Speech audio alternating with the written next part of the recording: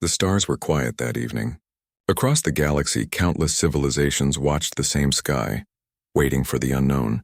On the edge of the Paragon cluster, a massive council of alien species, known simply as the Council, convened in their crystal city above the planet Zalor. Their city floated in orbit, made of shining crystals that glowed softly with colors shifting like the northern lights. They were the oldest powers in the galaxy, wise and proud. Every species in the galaxy respected their decisions or feared them. The Council had heard of a small young planet called Earth, home to a species they considered primitive, humans. Reports said humans were bold, unpredictable, and dangerous in ways no one fully understood. Some Council members laughed at the idea of humans, imagining them as weak and fragile. Others frowned, sensing a subtle strength hidden behind their small blue planet. "Humans must pay tribute," said Xylar, the Council's leader. His voice echoed through the chamber, deep and commanding, vibrating in the bones of every listener. "They are late to join the galaxy's order. We will send a fleet to demand obedience. If they resist, we will act." A murmur went through the chamber. Some aliens admired the boldness of this young species, while others thought it foolish. But Xylar's decision was final. Within weeks, massive ships appeared in Earth's sky. Cities stopped. People stared upward, mouths open. Governments scrambled to communicate. Military leaders debated, trying to understand alien technology far beyond human capability. On board the flagship of the Council's fleet, Admiral Vork, a tall alien with golden eyes and silver scales that reflected the stars, prepared the first official message. He moved through a corridor lined with strange devices, each humming with energy. "Tell them to pay tribute," he ordered. "Their answer will determine their fate. Do not delay." On Earth, in the small city of Dara, the sky was filled with enormous silver ships that blocked the sun. People ran to the streets and parks, pointing and shouting. Cameras from news stations captured the moment the world realized humans were no longer alone. In a hangar outside the city, a young pilot named Nico sat in his small spacecraft, staring at the sky. His sister Mara stood beside him, gripping his arm tightly. "They want money or what?" she asked nervously. Her eyes were wide with fear, but her voice carried curiosity too. "They think they can scare us," Nico said quietly. He had seen war simulations, studied old stories, and trained for emergencies. Yet nothing had prepared him for this. "They don't know humans. They don't know what we are capable of." Mara looked out at the massive ships. "Do you think they will attack?" Nico shook his head. "They will try to intimidate. But humans have never given up, not ever." Meanwhile, governments around the world worked to understand the Council's message. Scientists translated the alien symbols, which shifted and glimmered as if alive. Military leaders readied weapons, but most felt powerless against such overwhelming technology. Ordinary people, however, felt something else, a spark of pride, a quiet determination that no alien fleet could destroy. In the capital city of Luma, the president stood before the nation. His voice was calm but firm. "We have received a message from an alien council. They demand tribute as if we were children to be controlled. We will respond. We are humans, and humans do not bow to fear. We will meet them with truth, courage, and unity." On board one of the Council's smaller ships, Scout Rila watched Earth through a viewing screen. She had traveled across countless systems, yet she had never seen a species that inspired such curiosity. "They look fragile," she said to a companion. "But there is something different, something I cannot name." Her companion, a tall being with green feathers and sharp eyes, shrugged. "They are insignificant. We will command them and they will obey." But Rila's instinct told her otherwise. Even as she spoke, she felt a growing unease. The Council underestimated humans, as many civilizations had before. Back on Earth, Nico and Mara gathered with friends and neighbors in the city square. People of all ages and backgrounds joined together, staring up at the alien fleet. Children waved small flags and adults held hands. No one knew exactly how to respond, yet every heart carried the same message. We are humans, and we will not be intimidated. The first official communication from Earth was sent not by politicians, not by generals, but by the collective courage of ordinary people. Messages streamed through the Council's communication channels filled with defiance, questions, and warnings. The aliens had expected fear, silence, or submission. Instead, They received honesty, confidence, and an unshakable human spirit. Admiral Vork reviewed the message. His golden eyes narrowed. They are different. They do not understand power the way we do. They respond with boldness instead of fear. I cannot predict their next move. Meanwhile, scientists on Earth began analyzing the alien ships. Their design was unlike anything humans had ever seen. The metal seemed alive, flowing slightly as if it had its own consciousness. Energy fields shimmered across the surface, creating patterns that reminded some of ocean waves. Engineers whispered among themselves, realizing that understanding these ships would take decades, if not centuries. Yet humans were not discouraged. Across the globe, millions of people watched the sky, feeling pride and curiosity. They knew they were small, fragile, and inexperienced in interstellar affairs, but they were not weak. Humans had survived floods, wars, plagues, and disasters of all kinds. Could a few alien ships change that? Nico stood in his hangar, watching a small drone he had built hover in the air.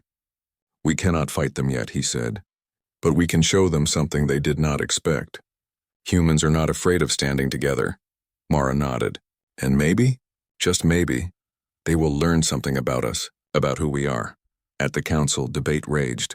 They are bold but foolish, said one elder alien with silver skin and long tentacles. Their planet is weak. We could crush them easily. Xylar shook his head. No, there is a spark in them. Something unpredictable, something dangerous. We must proceed carefully. Over the next days, humans responded in small but symbolic ways. Flags were raised on buildings. Messages of unity were broadcast across networks. Scientists shared discoveries. Children drew pictures of the alien ships, and families simply held hands, showing resilience. It was not a military response. It was something harder to measure, a declaration of spirit. The council watched, confused. They had never seen a species resist through pride, hope, and intelligence rather than weapons. Each small act seemed to grow into something larger. Humans were sending a message: we are here, and we will not yield. Nico and Mara continued their small acts of resistance, helping neighbors organize communication networks and learning about alien technology through observation. They felt a strange connection to the world, as if all humans were linked in one massive invisible web. Each gesture of courage, each moment of patience or creativity added to it. Admiral Vork returned to the command deck of the flagship, staring at the planet below. They are different, he said again. Perhaps we miscalculated. And on Earth, as night fell, millions of people looked up at the glowing ships and smiled, not in fear but in defiance. A spark of hope burned brighter than any star. Humans had not bowed. Humans had not cowered. Humans had responded in the only way they truly knew how, with courage, intelligence, and an unshakable belief in themselves. Nico whispered to Mara, "They don't understand." Humans don't give in," Mara smiled. "Then let's show them." The first part of humanity's reply was complete, not in words, not in weapons, but in spirit. And somewhere deep in the council's chambers, even the oldest and wisest of aliens felt it, the spark of human defiance. The galaxy had seen many civilizations rise and fall. Many had bowed, many had surrendered. But humans were different. The council had expected fear. They had expected trembling voices, desperate pleas, and immediate submission. They did not expect humans. Earth's reply arrived in the council's chambers, transmitted through quantum channels that carried words across light years in seconds. The message was clear, simple, and firm. Humans would not pay tribute. Humans would not bow. Humans demanded respect, not subjugation. Xylar, the leader of the council, stared at the translation screens.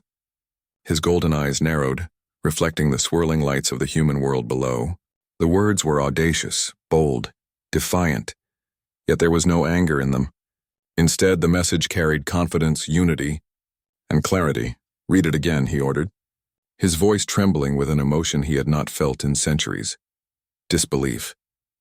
One of his aides, a tall, four-armed alien with silver scales and deep violet eyes, repeated the message. "They say they will not pay tribute. They state that fear will not control them. They are ready to defend their world not with anger, but with courage and intelligence," the council murmured among themselves. Some laughed. Others shook their heads. But Xylar did not move. He felt the ripple of something unfamiliar, a subtle shift in the energy around them. Humans Humans were not like other civilizations. They were unpredictable, dangerous in ways even the oldest aliens could not calculate. Back on Earth, the citizens waited for a reaction. Governments had coordinated a global broadcast, showing the message to every nation. People watched, listened, and felt their hearts lift. They were small compared to the alien fleet. Their weapons were primitive. Yet their courage was not measured by size, speed, or firepower. In the city of Dara, Nico and Mara watched the global broadcast with wide eyes. "They are reading it?" Mara asked, her voice trembling slightly. "They are stunned," Nico said calmly. "I can feel it. Humans have done something no one else could do. We made them pause." Around the world, similar reactions occurred. In crowded city squares, parks, and homes, people celebrated quietly. Not with arrogance, but with pride. They had stood as one species, showing the universe that humans were not weak. Meanwhile, aboard the Council's flagship, Admiral Vork paced the command deck. "They have defied us," he said to his second-in-command, Lieutenant Rila. "And yet they do not strike. They only respond with words. Why? Why would a weak species dare challenge us in this way?" Rila's golden eyes gleamed with curiosity. "Perhaps they are stronger than they appear. Perhaps their strength is not in weapons or ships, but in something else." "Something else," Vork repeated. He did not understand. Humans had no large fleets, no advanced weapons capable of reaching distant systems in an instant, and yet their reply carried weight, a weight no council member could ignore. The council held an emergency meeting. Ambassadors from dozens of species filled the crystal chamber, arguing, debating, and questioning. Some demanded immediate military action. "Crush them. Show them that defiance has consequences," they shouted. Others argued for caution. "No, we have never faced a species like this. They are young, but they are united. They do not respond to fear. We cannot underestimate them." Xylar listened silently, his eyes fixed on the images of Earth projected in the chamber. The planet seemed small, fragile, and ordinary. And yet, in the eyes of the humans, he saw something he could not define, something that made him uneasy. Meanwhile, humans continued their preparations, not for immediate war, but for understanding. Scientists studied the alien ships carefully, noting patterns, energy flows, and shield behaviors. Engineers built small prototypes to test ideas. Pilots practiced maneuvers in the air and on the ground. Citizens organized communication networks, making sure information was shared quickly and efficiently. Nico and Mara worked with neighbors to build observation posts and early warning systems. Every family, every community played a role. There was no central army capable of defeating the Council, yet the planet moved as one organism, each part contributing to the whole. One night, Mara looked up at the sky filled with Council ships. "Do you think they understand us?" she asked softly. Nico shook his head. "No, they will try to calculate us, predict us, control us. But humans cannot be predicted. That is our strength." On board the Council's fleet, the alien leaders continued to debate. Xylar finally stood and raised his voice. "We cannot attack without understanding them. If we do, we may awaken a force we cannot control. These humans, they are different. They do not behave as others do. They are dangerous because they do not fear us." A murmur ran through the chamber. "Dangerous?" one elder asked, confused. "They are tiny. Their weapons are weak. How can they threaten the galaxy?" "Because they are united," Xylar replied. "Because they have something no other species has shown us before. Courage that does not rely on strength, intelligence that does not bow to fear, and the will to act as one. That is what makes them dangerous." Back on Earth, humans continued their subtle acts of defiance.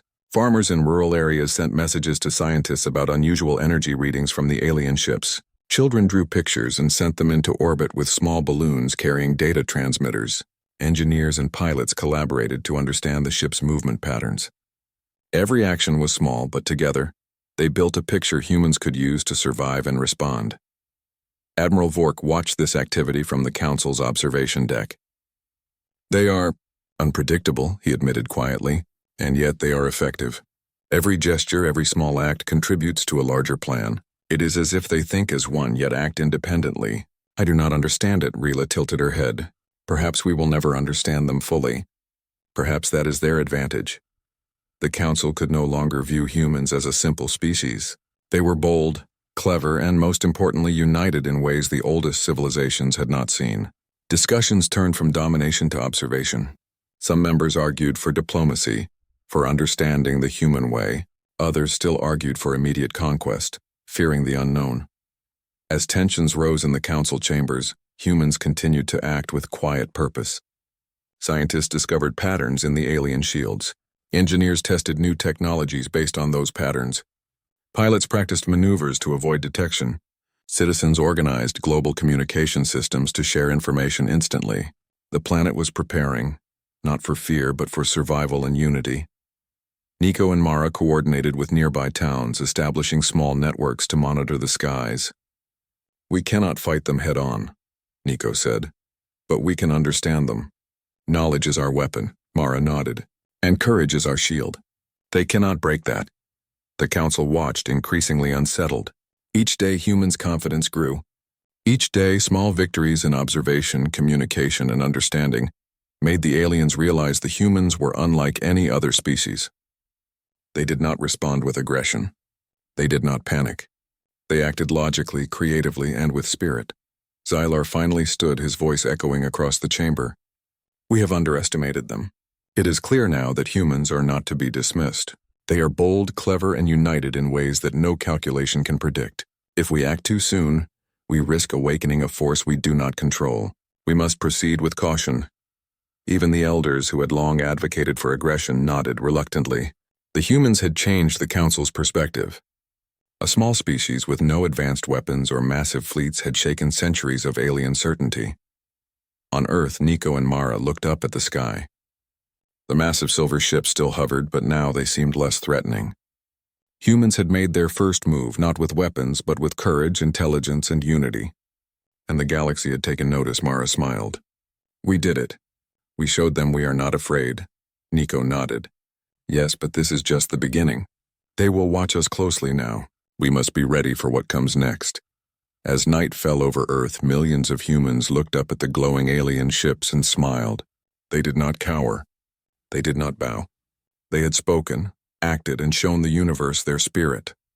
And somewhere, deep in the council's crystal chambers, even the oldest, wisest aliens realized it. Humans were not like any other species. They were unpredictable, united, and courageous. They were dangerous in a way the galaxy had never seen. The galaxy had seen many civilizations rise and fall. Many had surrendered. Many had bowed. But humans were different. The council had never faced a situation like this. Every civilization they had encountered in their thousands of years had reacted the same way. Fear, submission, or at most, negotiation. But humans were something entirely different. Xylar paced the crystal floor of the council chambers, his golden eyes reflecting the swirling light of the massive holographic display of Earth and its orbiting fleet. "They do not fear us," he said quietly. "They do not submit. They do not bargain. They act with courage, intelligence, and unity. How can we predict them?" Around him, the council members argued loudly. Some urged immediate military action, pointing out that humans had no space fleet capable of fighting them. "Strike now," one elder demanded. "We can crush them before they understand the danger." But others shook their heads.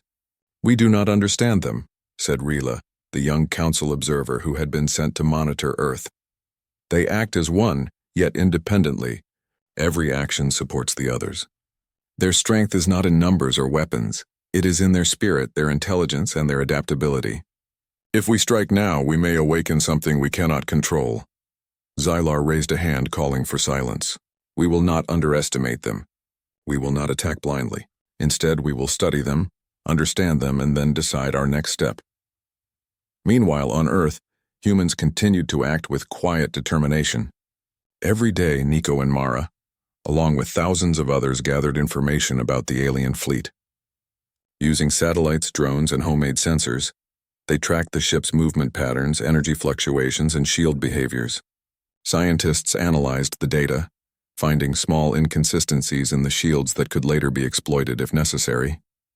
Nico stared at the holographic map in the city of Dara's command center. "Look here," he said, pointing to a small fluctuation in the shield energy of one of the ships. "It is minor, but if we can understand it fully, we might be able to predict their moves." Mara nodded. "Every bit counts. Humans survive because we notice the small things. Others overlook them. Across the world, communities work together. Engineers in Europe shared data with scientists in Asia. Students in Africa sent images of the alien fleet to researchers in North America. Governments facilitated communication networks, but the true strength came from ordinary citizens, farmers, teachers, pilots, and children, all contributing to a global effort of observation, analysis, and understanding. The Council watched these developments with a mixture of confusion and concern. They organize quickly, Admiral Vork noted. They do not panic. They share information. They adapt. How can such a small primitive species accomplish this? Rila replied thoughtfully. It is in their nature.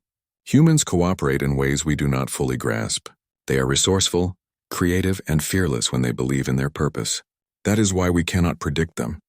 That is why they are dangerous. Zyler's gaze returned to Earth. The planet looked peaceful from space, its blue oceans and green forests calm under the alien fleet. Yet he sensed something more. A restless energy that could not be measured by technology or calculations. Humans were preparing, planning, learning, and growing stronger, even without weapons or fleets. Back on Earth, Nico and Mara gathered with other volunteers for a strategic meeting. The Council is watching us, Nico said. We cannot fight them yet, but we can prepare. Every small action matters. Every observation counts. We are building knowledge. That is our power, Mara added. And courage is our shield. They cannot break that. They do not understand our unity, our will, our spirit. In the council chambers, the debate continued. Some members argued that humans were merely bold but foolish. They are weak, one elder insisted. Their weapons are primitive. Their planet is small. We can destroy them easily if we act decisively. Zylar shook his head. Strength is not only in weapons. Humans have survived floods, plagues, earthquakes, and wars. They have overcome challenges that would have destroyed other species. That is why they are dangerous. They are unpredictable. They adapt. They learn. And they will act together when necessary, Rila observed silently. She had spent hours studying humans, watching their broadcasts and reading their history. She realized that humans' courage was not reckless. It was intentional, thoughtful, persistent. They acted with a combination of creativity, intelligence, and unity that made even the Council uncertain. Meanwhile, on Earth, Nico and Mara continued their work. Using data collected from satellites and drones, they simulated the movements of the alien fleet. Engineers tested small prototypes to understand the shield energy patterns. Children in schools sent small observations into networks that reached scientists and researchers. Farmers reported unusual atmospheric patterns that seemed connected to the alien ship's energy fields. Every person contributed, unknowingly strengthening the planet's collective ability to respond. Humans were not preparing for immediate battle. They were preparing for understanding, learning, and survival. Yet in doing so, they made the aliens realize just how formidable this species could be. Admiral Vork turned to Rila. We cannot calculate them. We cannot predict them. And yet they are advancing, slowly, deliberately. How can a primitive species do this?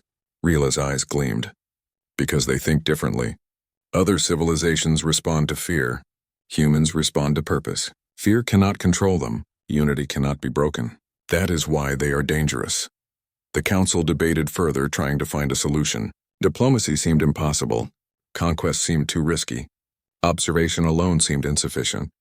They had underestimated humans, and that miscalculation troubled even the oldest and wisest members. Back on Earth, Nico and Mara looked up at the alien fleet. They are waiting for us to make a mistake, Nico said. But we won't. We will act wisely, learn from every move, and prepare for what comes next. Mara nodded. Humans are not just surviving. We are showing them that courage, intelligence, and unity are stronger than fear. Across the galaxy, the Council realized that the humans' defiance was not empty bravado. Each action, no matter how small, carried weight. Humans did not react with anger or aggression. They acted with careful observation, strategic planning, and unity. Every move made the Council rethink their approach, shaking their centuries of certainty. Zyler finally spoke, his voice calm but resolute. We must proceed with caution. Humans are not what we expected. They are bold, clever, and united. We cannot underestimate them. Our next step must be calculated, but we must not provoke them unnecessarily. They are dangerous, and that danger comes not from weapons but from who they are. Meanwhile, on Earth, communities celebrated quietly, not with arrogance but with pride. They had faced the unknown, observed it, learned from it, and acted together. Every individual, no matter how small, contributed to the planet's growing understanding and preparedness. Nico and Mara continued their work, coordinating observation posts, sharing knowledge, and learning from every small discovery. They knew the Council was watching, but they also knew that humans had already achieved something remarkable. They had made the most powerful beings in the galaxy hesitate. And somewhere in the Council's chambers, Xylar realized the truth. Humans were not just a primitive species. They were a force unlike any the galaxy had ever seen. They were courageous, resourceful, and united. They could adapt, learn, and act together in ways no one had anticipated. The galaxy had seen many civilizations rise and fall. Many had surrendered. Many had bowed. But humans were different. The stage was set. The Council would watch.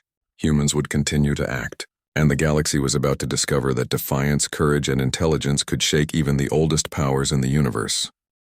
The Council had spent weeks observing humans, trying to understand them. Every day they recorded, analyzed, and debated. But the more they studied, the more humans surprised them. These were not creatures that panicked or obeyed without question. They were clever, patient, and united. Xylar, the leader of the Council, paced the crystal floor of the chamber. They adapt quickly, he said. Every move we watch, they respond with logic and courage. They organize without central control. We have underestimated them. Admiral Vork studied the latest data. Their technology is primitive compared to ours, he said. But their understanding grows faster than we anticipated. They analyze, learn, and apply solutions in hours, sometimes minutes. How can a species so small be so efficient? Rila, observing quietly, nodded. It is not efficiency alone.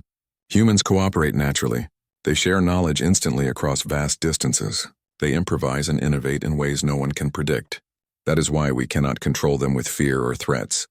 Meanwhile, on Earth, Nico and Mara worked with a team of scientists, engineers, and volunteers. Their goal was not to fight the Council directly. They could not, but to learn, observe, and prepare. Every day they gathered data on the alien ship's patterns, energy flows, and shields. This is it, Nico said, pointing at a series of diagrams on the large holographic display in Dara's command center. We've noticed a consistent energy fluctuation. It happens every 20 minutes. If we understand it fully, we can predict their movement. Mara studied the screen carefully. And what then? She asked. We can create a simulation, Nico replied. We can test strategies without risking lives. Knowledge is our weapon and observation is our shield. Across the globe, similar efforts were underway. Communities, schools, and research centers shared discoveries. Engineers in Europe sent prototype designs to teams in Asia. Pilots in North America practiced maneuvers using data received from satellites. Farmers in Africa and South America reported environmental anomalies linked to the alien ships. Every person, every action, contributed to humanity's growing advantage. The Council noticed the sudden increase in human activity. Communications, coordination, and observation levels were rising at an unexpected rate. Humans were no longer passive. They were organizing, planning, and preparing. Xylar frowned. They are advancing faster than we predicted. It is not through weapons. It is through strategy, observation, and unity. How can a primitive species achieve this? Rila stepped forward. Because humans are different. They respond to purpose, not fear. They act collectively without losing individuality. Each person contributes to a larger plan, even unknowingly. That is their strength. Meanwhile, humans began small but precise actions. Using their knowledge of the alien shields, scientists tested harmless probes that could pass through gaps in the energy fields. Pilots practiced rapid aerial maneuvers, learning how to predict the ship's movement. Engineers built communication devices that could transmit data faster than conventional satellites. Nico and Mara coordinated with multiple teams. The Council is watching us, Nico said. We cannot make mistakes. Every action counts, every observation matters. We must stay patient, clever, and united, Mara smiled. Humans survive because we adapt. We learn, and we act together. They do not understand that yet. The Council continued their debates, growing increasingly frustrated. Strike now, one elder demanded. We cannot allow them to grow stronger. Crush them before they realize their full potential. Xylar shook his head. If we strike without understanding, we risk awakening something uncontrollable. Humans are unpredictable. Every time we think we know them, they surprise us. They are dangerous not because of power, but because of who they are. Admiral Vork observed quietly. Their intelligence grows faster than we can track. Every attempt to intimidate, every small show of power has been ignored or countered with clever solutions. They are not afraid of us. That is the key. Back on Earth, humans began to test small strategies in real time. They sent automated drones to monitor alien energy fields. They analyzed the movement patterns of the ships to predict where they would appear next. Communities simulated evacuation drills, communications tests, and resource-sharing strategies. Every human acted as a part of a larger system, unknowingly contributing to the planet's defense. The Council could see activity, but they could not grasp its full meaning. Humans were building strength without fighting. They were creating knowledge and resilience in ways no one could calculate. Nico watched the data flow across the screens. They think their fleet is terrifying, he said. But they don't understand humans. We are small, yes, but we adapt, we learn, and we act together. That is how we survive. Mara looked at the sky, glowing with alien ships. And maybe we will show them that humans can challenge even the oldest powers in the galaxy, without a single battle. The Council's patience began to wear thin. They are growing confident, one elder noted. They are no longer afraid. Their unity is visible across the planet. They are organizing as one species. We have underestimated them for too long. Xylar's voice echoed across the chamber. We must proceed carefully. Humans are not like any other species we have encountered. They are bold, intelligent, and united. Every action they take, no matter how small, strengthens them. We cannot predict their next move, and that is why we must wait, observe, and learn before acting. On Earth, Nico and Mara worked late into the night, coordinating teams from different cities. They had mapped the energy fluctuation patterns of the alien shields and tested the first small probes. Each probe was harmless but carried sensors that transmitted detailed information back to Earth. This is it, Nico said, watching the first probe pass safely through the shield gap. This is the first step. Every probe, every observation, every small act of learning brings us closer to understanding them. Mara nodded. And each time we learn, we grow stronger. Not with weapons, but with intelligence, strategy, and unity. They will see that humans are not weak. They are resilient. Across the council chambers, debate continued. They are small, primitive, yet they grow stronger without weapons, an elder said. They act as one, yet maintain individuality. How can we control such a species? Rila replied quietly. They are different. They adapt, innovate, and unite. They respond to purpose, not fear. They are unpredictable. That is why they are dangerous. The council realized that human strategy was unlike anything they had faced. They were not attacking. They were learning. They were preparing. They were united, innovative, and clever. Every small act added to their knowledge and strength. Xylar sighed. We cannot underestimate them. If we strike without understanding, we risk awakening a force we cannot control. Humans are not just a primitive species. They are clever, united, and courageous. They are dangerous.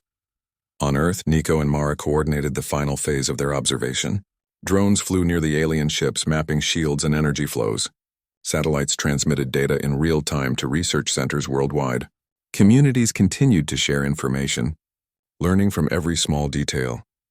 As night fell over Earth, millions of humans looked up at the glowing alien ships and smiled, not with arrogance, but with quiet pride. They had survived the first test. They had learned, adapted, and acted together. The council was watching, but humans had already taken the first step in turning fear into knowledge. Xylar stared at Earth from the council chambers.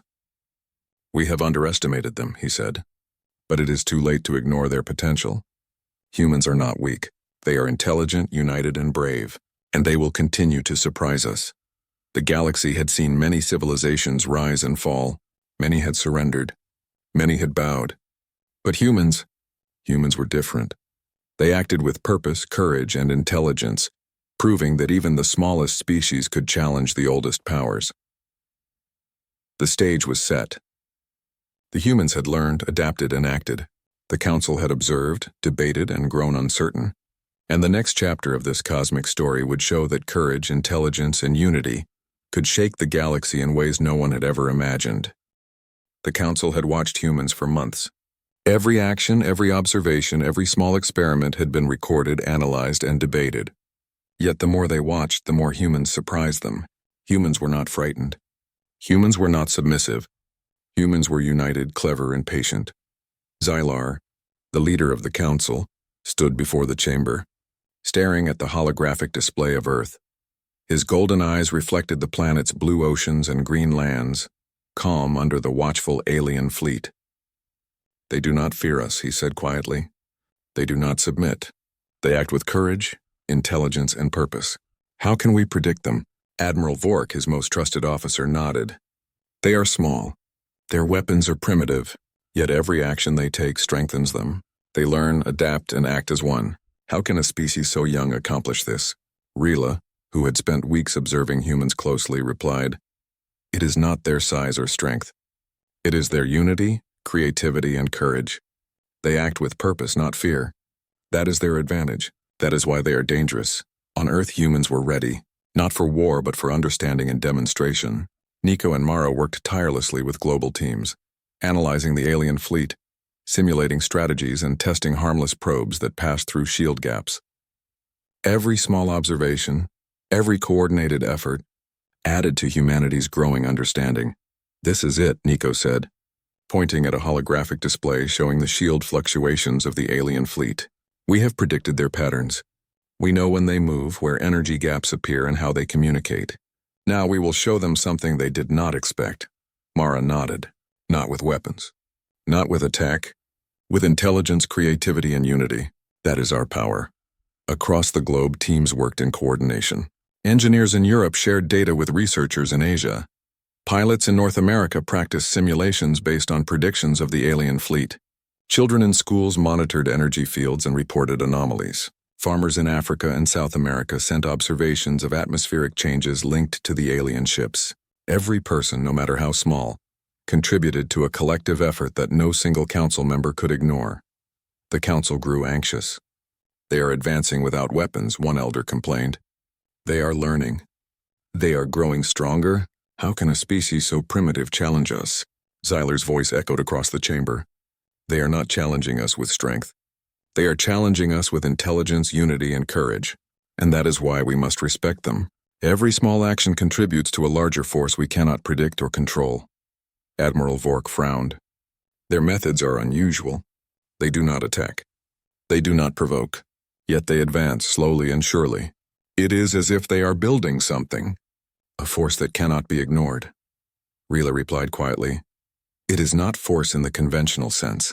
It is knowledge, preparation, and unity. Humans think differently. That is why they are dangerous." On Earth, the final step of humanity's plan began. Using the data collected from probes and observations, scientists and engineers prepared a global demonstration. It was not a threat. It was not aggression. It was a message. Humans were capable, united, and ready to defend themselves if necessary. Nico and Mara coordinated the efforts. Drones flew near the alien ships, transmitting detailed data about shields, energy flows, and movement patterns. Satellites shared information instantly with research centers worldwide. Communities monitored changes, ensuring every detail was recorded. "This is our moment," Nico said. "We are not attacking. We are showing them who we are. They will understand that humans cannot be intimidated, that we are clever, united, and courageous." Mara smiled. "And they will see that respect is not demanded by fear, but earned by courage, intelligence, and unity." The Council observed this unprecedented action. Every ship, every display, every coordinated human movement sent data that even their most advanced analysis could barely comprehend. Humans were demonstrating mastery of observation, prediction, and coordination without firing a single shot. Xylar turned to his council members. "They are not weak. They are not primitive in the way we assumed.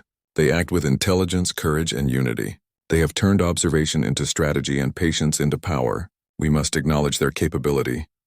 Admiral Vork watched in silence. They have taken the first step in a new kind of challenge, without weapons, without aggression, and yet they have shown that they are not to be underestimated. On Earth, Nico and Mara coordinated a final signal. All drones, satellites, and observation devices transmitted a synchronized display of human ingenuity. Light patterns, energy readings, and coordinated movement sent a clear message to the alien fleet. Humans were united, capable, and ready to defend their planet if necessary. The council members stared at the transmission, speechless. The display was simple, yet it carried immense meaning. Humans were not submissive. Humans were not afraid. Humans were clever, patient, and united. Xyler finally spoke, his voice calm but full of respect. Humans have shown us something no species has before. They are not to be conquered. They are not to be controlled. They are capable, courageous, and united. We underestimated them. That will not happen again. Admiral Vork nodded. They are dangerous, yes. But their danger is not in aggression. It is in their intelligence, unity, and courage. They are unlike any species we have encountered. Rila smiled softly. And that is why humans will thrive. They do not rely on fear. They do not act out of anger. They act with purpose, knowledge, and unity. That is why the galaxy must take them seriously. On Earth, people watched the skies, unaware of the Council's internal realization. But they knew they had done something remarkable. They had acted together, learned together, and demonstrated that even the smallest species could achieve something extraordinary through intelligence, courage, and unity. Nico looked at Mara. We have done it. We did not fight, yet we made them see us as equals. Not because of weapons, but because of who we are. Mara nodded. Humans survive because we act together. We grow because we learn, and we triumph because we never give up. Across the galaxy, the Council slowly withdrew some of their ships. They would continue to observe, but now with respect and caution. Humans had changed the Council's perception. No longer were they a species to intimidate or control. They were a force to acknowledge. Xylar's voice echoed in the chambers one last time. Humans have shown us that courage, intelligence, and unity can challenge even the oldest powers in the galaxy. They have not fought, yet they have won respect. That is a lesson no civilization should forget. Back on Earth, life returned to a cautious normal. People continued their studies, improved their technologies, and celebrated the unity that had made their planet resilient. Nico and Mara walked through the city square, watching children play and families gather. They smiled quietly, knowing that humanity had taken its first step into the larger galaxy. Not through war, but through courage, intelligence, and unity. Mara whispered, "We did it." Nico, we showed them who we are. Nico looked at the sky, where the alien ships lingered at a respectful distance. Yes, and the galaxy will remember. Humans are not just survivors. We are clever, united, and brave. That is our strength. And that strength will guide us forward. The stars shone brightly over Earth, a silent witness to humanity's triumph. The Council had learned an important lesson. True power does not come from domination or fear. True power comes from intelligence, courage, and unity, and humans had shown the galaxy exactly what that meant. For the first time in history, a small blue planet had made the oldest and most powerful civilizations hesitate. They had not fired weapons. They had not destroyed fleets. They had not bowed to threats. And yet, they had won respect, acknowledgement, and a place in the galaxy that no one could ignore. The galaxy had seen many civilizations rise and fall. Many had surrendered. Many had bowed. But humans were different. They acted with purpose, courage, intelligence, and unity, and that difference would shape the future of the stars. Nico and Mara stood together, watching the night sky, knowing that humanity's story had only just begun.